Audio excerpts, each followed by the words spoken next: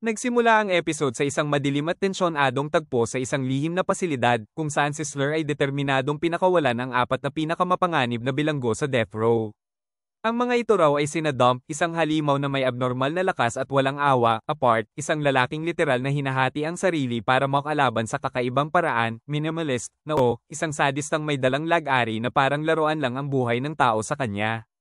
Kasabay nito, ikinwento rin na sina Sakamoto, Shin, at Lo ay abala sa pangangalap ng impormasyon mula sa mga lead na raw nila na may bagong galaw si Slur at hindi ito basta-basta. Gamit ang mga pinagsama-samang datos at contact sa ilalim ng mundo, dahan-dahan daw nilang binubuo ang larawan ng kung ano talaga ang binabalak ni Slur. Slur ay mas nagiging organisado at mas delikado dahil sa dami ng sibilyan at organisasyong nadadamay.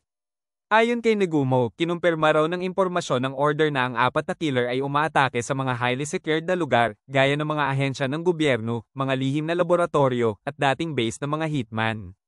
Napagpasyahan din daw ng order na hinlangan na raw silang sugpuin agad bago pa madagdagan ang pinsala. Ipinahiwatig ni Shishiba na baka hindi lang basta paghahasik ng takot ang layunin ng grupo ni Slur, kundi may mas malalim na plano ito na unti-unting ibinubunyag sa likod ng mga kilos. Ipinakita raw sa eksena na habang nag-eensayo si Haesok, biglang dumating si basta-basta pwedeng harapin. Ngunit sinabi raw ni Sakamoto na hindi siya sang-ayon sa ideyang iyon. Gusto raw niyang mahuli ng buhay ang mga kriminal para malaman nila kung ano talaga ang binabalak ni Slur. Ipinunto niya si Sakamoto at sinabi niyang baka hindi pa handa si Sakamoto para sa ganitong laban, lalo't hindi na siya kasing lakas ng dati, kahit na hindi pa sila handang harapin ang ganong kalakas na kalaban.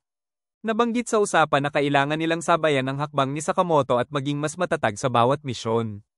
Kaya kahit alangan, mabilis at mabangis ang naging atake ni So, pinalibutan niya sina Shin at Lo gamit ang kanyang palakol, sinira ang mga gamit sa paligid, at sinikap silang patayin ng walang pag-aalinlangan. Habang si Shin naman ay hirap sa pagbabasa ng isip ni So dahil sa sobrang violent at magulong intensyon nito. Nang manib, napilitang ilabas ni So ang kanyang pinakamarahas na intensyon, binanggit umano nito na pagkatapos patayin si Shin at si Lo, isusunod niyang pupuntiryahin ang pamilya ni Sakamoto. Sa sandaling iyon, isinalaysay na tila may biglang pumukaw sa isipan ni Shin, ano raw ang nangyayari. Tila naintriga siya at natakot. Nagsimula ang episode sa isang flashback kung saan ipinaliwanag ni Wutang kay Shin ang konsepto ng motor readiness potential, isang signal mula sa utak na lumilitaw bago pa makagalaw ang katawan.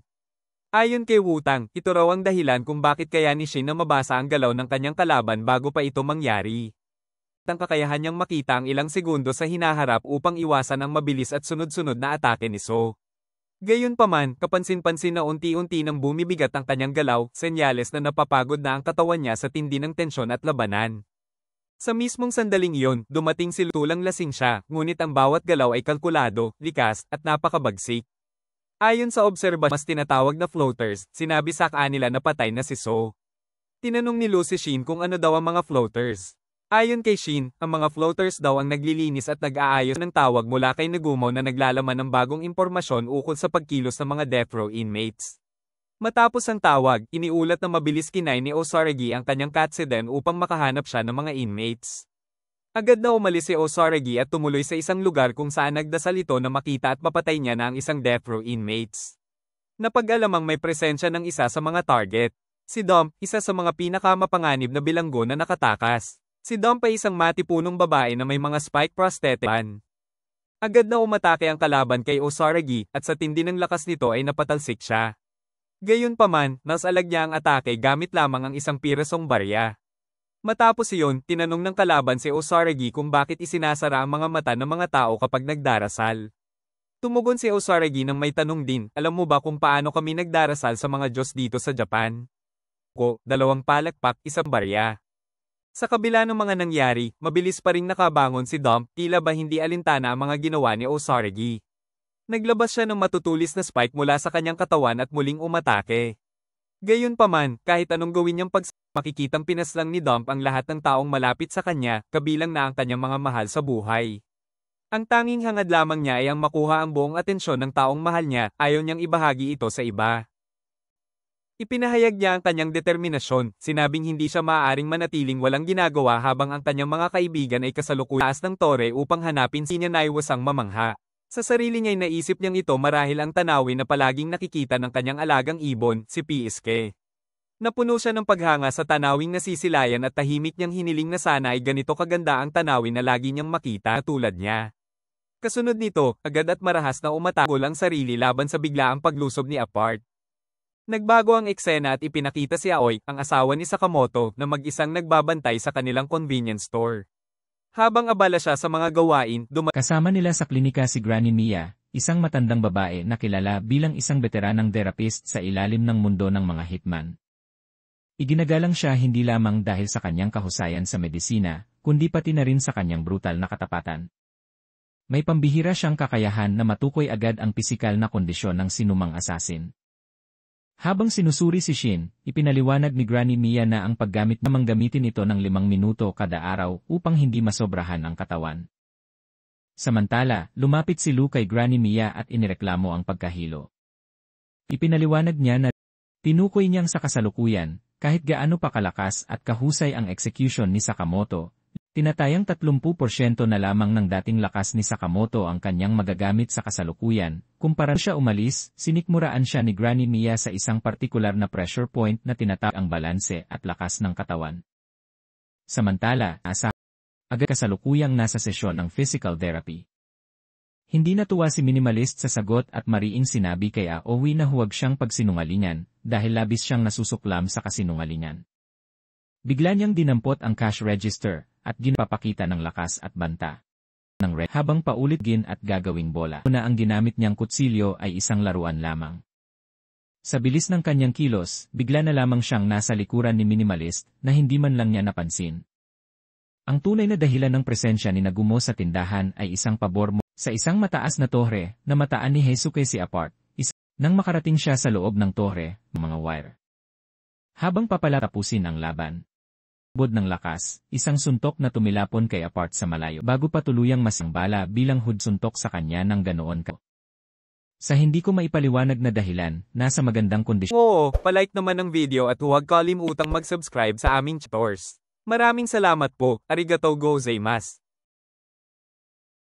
Sa kabilang eksena, ibinunyag ni Minimalist na nakapatay na siya ng 432 katao, ngunit ayon sa kanya, hindi pa rin iyon sapat upang mapawi ang kanyang pagkabagot. Tinignan niya si Nagumo at tinanong kung magbabago ba ang kanyang nararamdaman kapag napatay niya ito. Bigla siyang umatake, ngunit mabilis itong naiwasan ni Nagumo.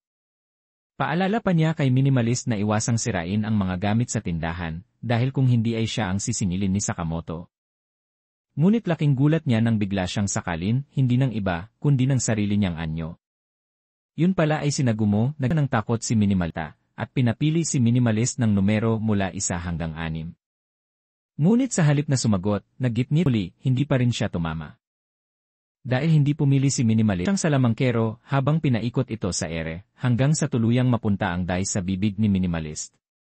Sa isang mabilis na galaw, napugutan ng ulo si Minimalist. Pinaliwanag ni Granny Mia na sa kasalukuyan, kailangan umano niyang matutong lumaban sa kondisyon ng kanyang kasalukuyang katawan.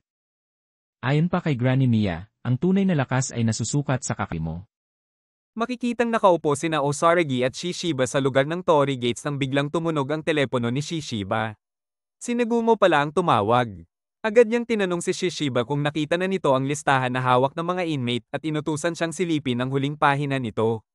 Pagkabukas ni Shishiba sa huling pahina, tumambad sa kanya ang tunay na plano ni Slur na magpatayan sa huli ang 4 na inmate. Ngunit may isang bagay na napansin ni Nagumo, tila sinadya raw na ipaalam sa kanila ang planong ito.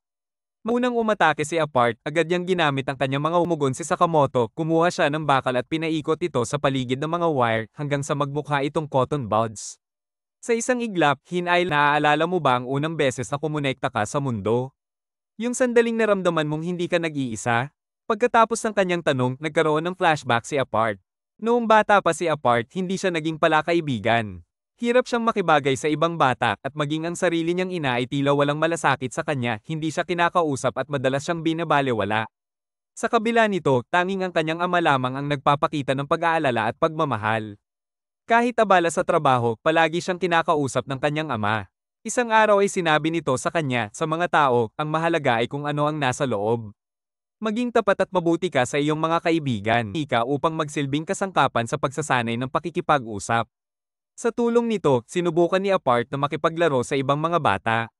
Subalit sa halip na tanggapin siya, tinanggihan siya ng mga ito at sinabing siya ay nakakakilabot. Pag-uwi niya, tahimik niyang tinanong ang sarili, ano bang mali sa akin? Bakit ayaw nilang makipaglaro sa akin? Sa puntong ito, nagbago ang ekspresyon ng kanyang mga mata na puno ito ng galit. Sa isang iglap, sinaksak niya ang kanyang manika at napatawa siya sa paraang tila wala sa sarili. Habang siya'y nagmumuni-muni, may nakita siyang pasang pag-alagala. Kinuha niya ito at dinala pa uwi. Sa kasamaang palad, pinatay niya ito gamit ang isang cutter. Nakita siya ng kanyang ama sa akto. Sa halip na pag-alitan, niyakap siya nito at humingi ng tawad. Kinabukasan, dinala siya sa ospital upang ipasuri. Ayon sa doktor, wala namang nakitang anumang pisikal o mental na kondisyon kay Apart. Malusog siya at walang anumang abnormalidad. Hindi makapaniwala ang kanyang ama. Sa gitna ng pagkalito at takot, nasabi niya kay Apart na lumayo dahil kinikilabutan siya rito. Sa sandaling iyon, tila tuluyang nagbago ang katauhan ni Apart. Kinuha niya ang isang gunting at ilang ulit na sinaksak ang sariling ama. Pagbabalik sa kasalukuyan, ibinahagi ni Apart na iyon ang kauna-unahang pagkakataon na naramdaman niyang hindi siya nag-iisa. Aniya, ang pagpatay sa isang tao ang nagsilbing daan upang siya ay makakonekta sa iba. Ngunit agad itong tinutulan ni Sakamoto. Ayon sa kanya, maling pananaw iyon, ang pagpatay ay hindi koneksyon kundi paghihiwalay sa pagitan ng mga tao. Hindi nagustuhan ni Apart ang sinabi ni Sakamoto. Bigla siyang naglabas ng mga wire at inatake ang tore, dahilan upang ito ay mahati. Nagulat ang mga tao sa paligid at napatanong si Haizuke kung natutamba ba sila. Nagbago ang aura ni Sakamoto at buong seryosong sinabi, dito na magtatapos ito. Habang unti-unting bumabagsak ang itaas na bahagi ng tore, nasabik si Apart, iniisip niyang sa wakas ay makakakonekta siya sa mas maraming tao. Tumalon-talon si Sakamoto paakyat sa tore, kinuha ang isang lubid at buong lakas itong hinayla upang pigilan ang pagbagsak. Dumiretso si Apart kay Sakamoto at binalutan ng wire ang kanyang ulo. Sa ibaba ng tore, isang matandang lalaki na may hawak na samurai sword ang biglang lumitaw. Hinati niya ang paanan ng tore upang mapigil ang pagguho nito. Napansin ito ni Sakamoto at sinabi, parang pamilyar ang aurang iyon. Nakahanap ng pagkakataon si Sakamoto, pinapayat niya ang kanyang ulo upang makawala sa wire. Sa kanyang paglaya, agad niyang sinuntok si Apart sa mukha ng buong lakas. Nahawakan niya ang wire ni Apart at inihagis ito pataas. Habang nasa ere si Apart, hinampas siya ni Sakamoto gamit ang isang hagdan, dahilan upang mapalipad siya palayo. Gumawa si Apart ng latigo gamit ang kanyang wire at sunod-sunod na inatake si Sakamoto, ngunit wala siyang natamon. Sa halip, sinipa siya ni Sakamoto sa tuktok ng tore. Habang nahuhulog si Apart, sumisigaw siya, tao rin ako, katulad ng lahat. Bakit ako lang ang nahihirapan mabuhay sa mundong ito? Sa sandaling iyon, nahawakan ni Sakamoto ang lubid ni Apart. Sinabi niya, may pagpipilian ka kung paano ka mamumuhay. Hinailan niya si Apart paakyat, pinaikot-ikot ito at inihagis sa paligid ng tore, hanggang sa tuluyang mapabagsak niya ito at mawalan ng malay. Matapos ang kanilang labanan, habang kinakaladkad niya si Apart, sinabi ni Sakamoto, hinawa mo ang lahat ng iyon para lang makausap ako. Nag-enjoy ka ba sa episode na to? Kung oo, palike naman ang video at huwag kalimutang mag-subscribe sa aming channel. Malaking sina Apart, Sakamoto, Shin, Lu, at Heisuke, Roonan. Nabanggit niyang ang huli niyang natatandaan ay nakikipaglaban siya kay Sakamoto sa Seirai Tower, kaya't napatanong siya kung nasaan siya at kung sino ang mga taong kasama niya. Napansin ni Shin na nagkamalay na si Apart, at agad niyang sinabi na hindi ubra sa kanya ang pagtatangkang magpanggap kung gising o tulog ang isang tao. Dahil dito, bahagyang umatras si Apart at may kaba sa tinig ng tanungin kung sino ba talaga sila, at kung kasama ba nila ang lalaking may ulo ng reindeer. Idinagdag pa niya na hindi siya maaaring gamitin ni Numan para sa anumang layunin. Magsasalita sana si Heisuke at ipinaliwanag na kailangan lamang nila ang kanyang tulong. Naguluhan si Apart kung bakit hindi siya pinatay ni Sakamoto. Sa halip, inimbitahan siya ni Sakamoto na umupo at sumama sa kanilang pag-uusap at sinabing wala silang galit sa kanya. Ang tanging gusto lamang nila ay impormasyon kung sino ang nag-hire sa kanya. Hindi makapaniwala si Apart sa naging tugon ng grupo. Anya, hindi niyo ba naisip na maaari ko kayong atakehin sa sandaling magising ako?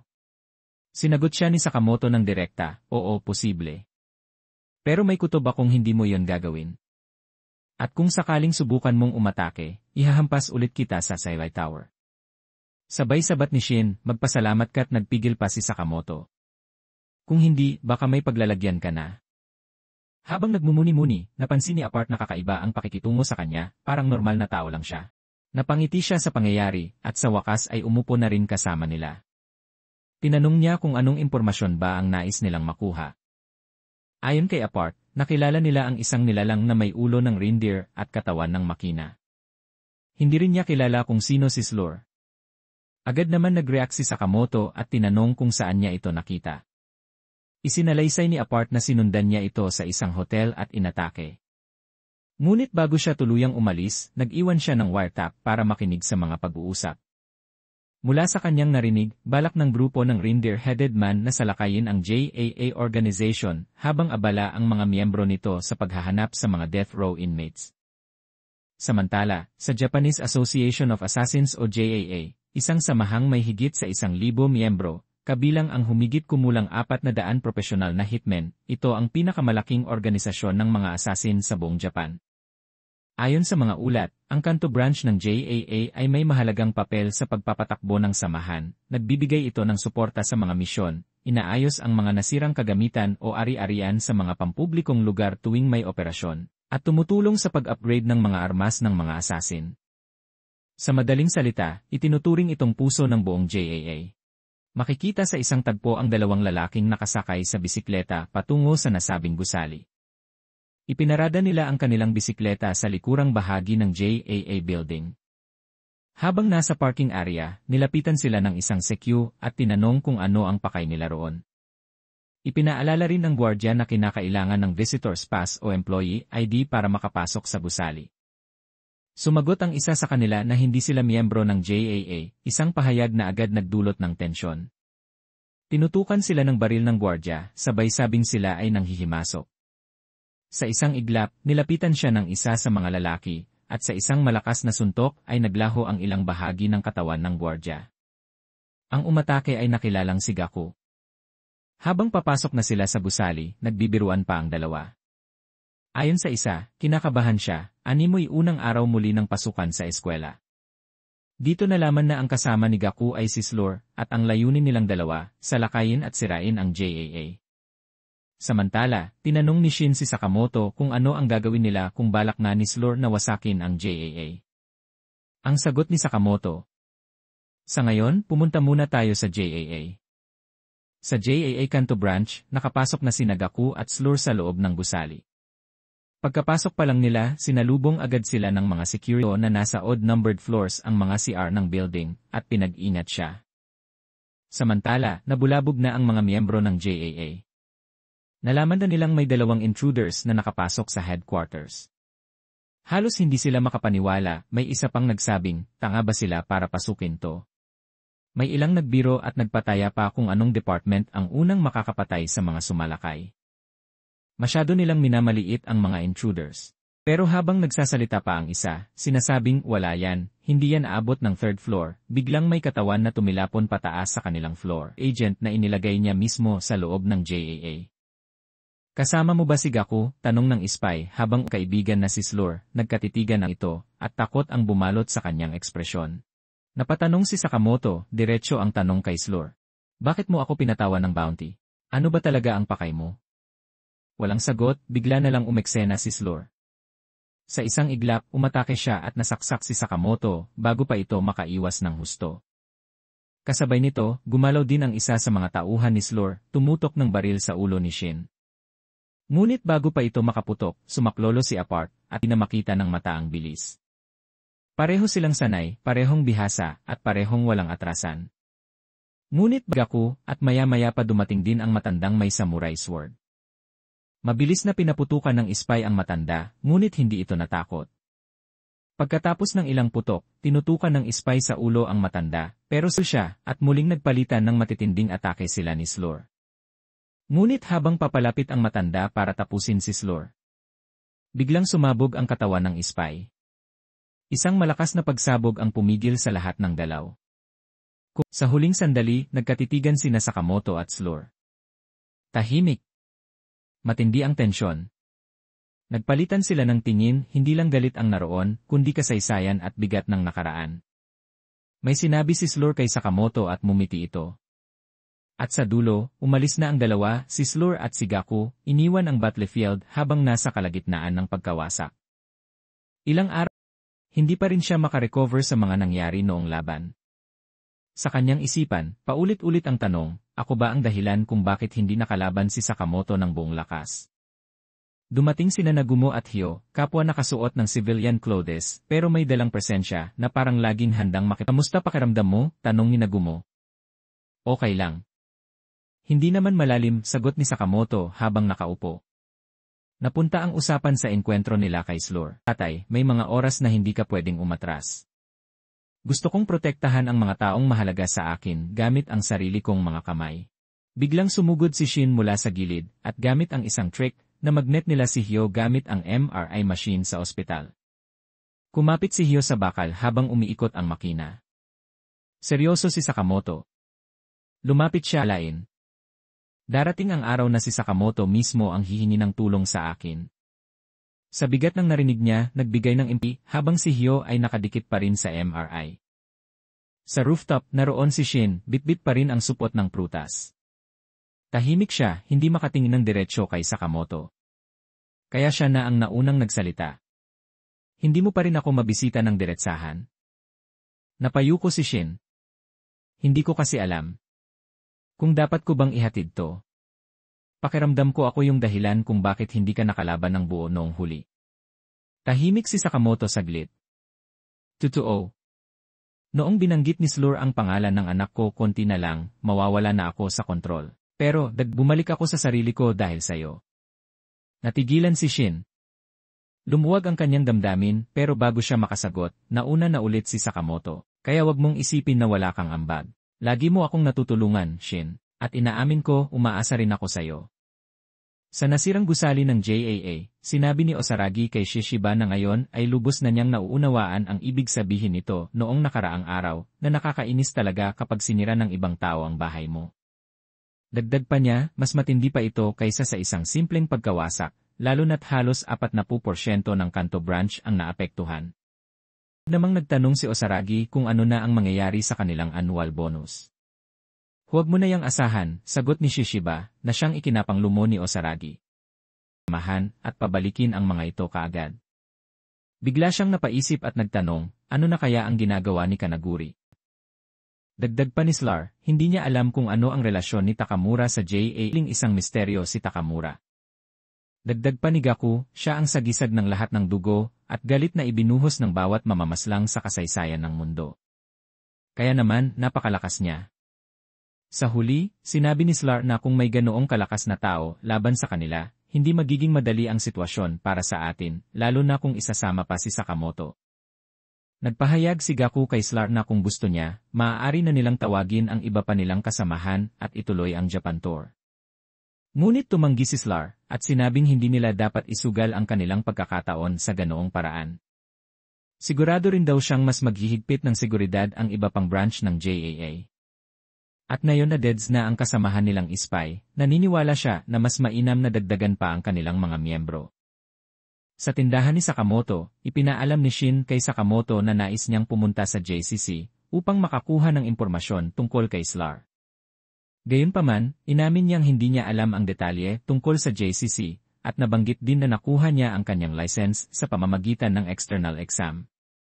Nagulat si Heisuke at nagtanong kung paano ito posible nang hindi dumadaan sa formal schooling. Namangha siya kay Shin at pabirong nasabi, ang talino mo talaga. Dumating si Lu at nagtanong kung ang JCC ba ang tinutukoy na paaralan para sa mga hitman. Ipinakita niya ang larawan ng institusyon at binasa ang nakasaad. Isang paaralan na may 35 instructors at 4 na taong programa, may 1,000 estudyante, kung saan 10% lamang ang nakakakuha ng kanilang hitman license, habang ang natitirang 70% Sakamoto kung totoo bang graduate siya ng JCC, at kung maaari ba siyang makapasok muli bilang isang alumni. Sumagot si Sakamoto na hindi ito ganoon kadali, hindi pinapapasok ng JCC ang kahit sino at kilala ito sa sobrang higpit ng seguridad. Biglang nagsuot si Sakamoto ng sombrero at sinabing magdidisguise na lang siya. Samantala kung hindi ba sila kinakabahan. Bagamat halata ang kaunting pag-aalala sa kanyang mukha, inassure niya ang sarili na magiging assassin siya, at gagawin niya ang lahat para magtagumpay. Huwag kalimutang mag-subscribe sa aming channel. Malaking tulong yun para sa amin bilang small content creator. Nagpapatalas ng human senses. Ayon pa sa kanya, kailangan nilang manatiling alerto at nagpatuloy lang sila sa pagkain. Biglang pinaikot-ikot ni Kill Baby ang spaghetti ni Sakamoto gamit ang moto. Sinabi niya na, ang isang tulad mo, ang unang mamamadulot ng kanyang kamatayan. Determinado siya, ipapasa niya ang exam na ito at magiging isang assassin. Binati ng FA ang mga JCC applicants at ipinaalam na ipapaliwanag niya ang rules ng exam bago sila makarating. Ayon sa kanya, sa 360 applicants na nasa eroplano ngayon, may mga nakahalo sa kanila na examiners na nakadisguise at may dalang JCC bullet. Ang kanilang task, matukoy ang mga examiners at makuha ang bullet mula sa kanila. Isang lalaki ang nagtanong kung maaari bang patayin ang examiner habang kinukuha ang bullet. Walang pag-aalinlangan na sumagot ang FA, oo naman kung kaya mo. Nahulog sa harapan ng mga applicants ang iba't ibang uri ng weapons na maaari nilang gamitin. Agad silang naglaban gamit ang mga ito.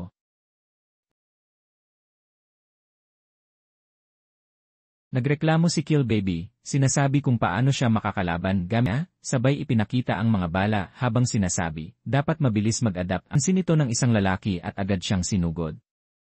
Ngunit habang dahil dito, natakot ang mga lalaki at nagsitak. Isang lalaki ang nakakita sa kanya, at bago pa ito makaatake, mabilis niya itong pinagsasampal sa mukha gamit ang hawak na ballpen hanggang sa tuluyan itong bumagsak. Nakita ito ng mga nakapaligid at may narinig siyang nagsabi na, malakas yung matabang yon, baka isa siya sa mga examiner. Isa-isa silang sumugod, ngunit wala ni isa ang nakatama. Sa halip, lahat sila ay napabagsak niya gamit lamang ang isang ordik ang baril ng lalaki, at binigyan ito ng isang malakas na suntok para mapatumba. Agad namang nagpasalamat ang babae sa tulong niya. Ang umatake pala ay isang examiner, base sa dala nitong mga bala. Napansin ng babae na kakaiba ang kilos ni Sakamoto, parang isang veteranong assassin. Pinuri niya ito at inamin na napahanga siya.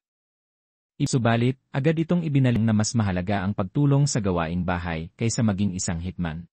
Sumagot naman si Sakamoto na hindi mo malalaman ang kakayahan mo hanggat hindi mo sinusubukan. Sumang-ayon, sinakal ni Maskman Boy. Bago pa niya tuluyang mapatay ang babae, dumating si Shin at agad siyang Huwag kang makialam, tanda. Galit na sumagot si Shin. 21 lang ako. Bigla na lang sumugod si Maskman Boy ng napakabilis, dala ang intensyong saksakin siya. May tricks ang pag-iwas ni siya ang sumapol sa kanya. Napangiwi at napadiri si Maskman Boy sa talsik ng dugo ni Shin, agad naglabas ng alcohol spray, at maingat na nilinis ang kamay niya. Ano ka ba? Germaphobe ka, sigaw ni Shin. Oo, at yung kupal kong kuya, binigyan pa ako ng sakit sa mismong araw ng General Admissions Exam, sagot ng germaphobe, na puno ng inis. Hindi makapaniwala si Shin sa narinig niya. Maya-maya, tinanggal ng germaphobe ang isang pin mula sa sapatos niya, at doon lumabas ang isang mahabang blade. Ginamit niya ito para makaiwas sa direct contact habang umaatake ang bawat bala. Nagpalitan sila ng atake, si Shin gamit ang maliit na kutsilyo, at ang germaphobe naman gamit ang